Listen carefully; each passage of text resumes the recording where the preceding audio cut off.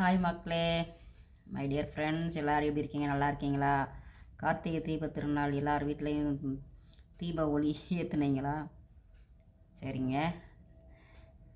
என்ன பண்ணுறேன் அப்படின்னா, ஒன்றும் இல்லை, நேற்றுக்கு கார்த்திகை தீபத்துக்கு அவல் பாயாசமும் அப்புறமா கேசரியும் பண்ணியிருந்தோம், ரவா கேசரி பிரசாதத்துக்காக. அது கொஞ்சம் மீந்து விட்டது. எப்போவுமே நம்ம பிரசாதம் பண்ணுறதெல்லாம் அப்படி கரெக்டாகலாம் பண்ண மாட்டோங்க. சாப்பாடும் அப்படி தான். அதனால் அது கொஞ்சம் மீந்துருச்சு.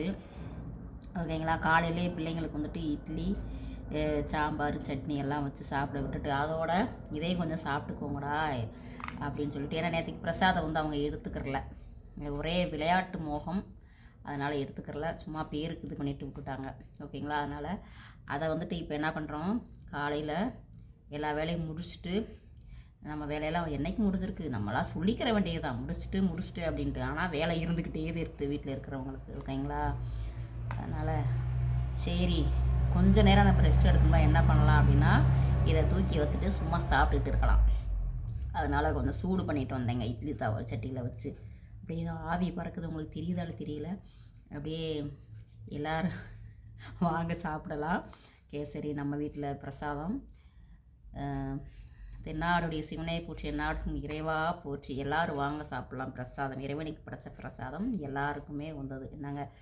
அதனால் யாரும் எனக்கு வயிறு வலிக்கணும், அது வலிக்கணும்லாம் நினச்சிடாதீங்க. நான் உங்களை கூப்பிட்டுட்டு தான் நான் சாப்பிட்றேன். ஓகேங்களா? நாங்கள் ரெட் கலரு போட்டேங்க, red colour kesari. First of all food கலரே யூஸ் பண்ணக்கூடாது அப்படின்றாங்க.